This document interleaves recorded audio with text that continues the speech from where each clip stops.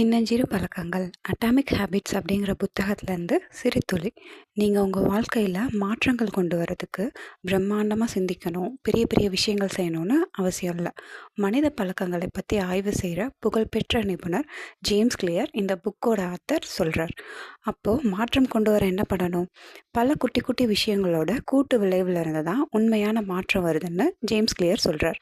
எக்ஸாம்பிளுக்கு, புக் படிக்கணும்னு சிலருக்கு ஆர்வம் இருக்கும், ஆனால் டைம் இருக்காது. இதுக்கு டெய்லி வெறும் 2 மினிட்ஸ் மட்டும் படிக்க ஸ்டார்ட் பண்ணலாம். 1 இயரில் 30 புக்ஸ் கம்ப்ளீட் பண்ணலாம்.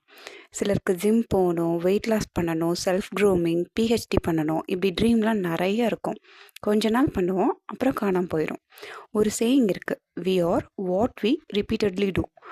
ஸோ ஒரு நல்ல பழக்கம் கொண்டு வர சில கோல்டன் ரூல்ஸையும் இந்த ஆத்தர் சொல்கிறார்.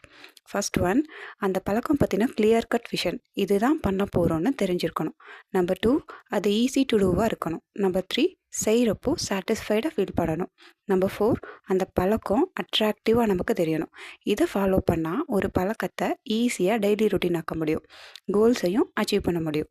இதே போல் ஒருத்தர்கிட்ட இருக்க ரொம்ப மோசமான பழக்கத்திலேருந்து வெளியில் வர்றதுக்கான சீக்ரெட்டும் இந்த புக்கில் இருக்குது. இந்த வீடியோ உங்களுக்கு பிடிச்சிருந்தா லைக் பண்ணுங்கள், சப்ஸ்கிரைப் பண்ணுங்கள், மோட்டிவேட்டட்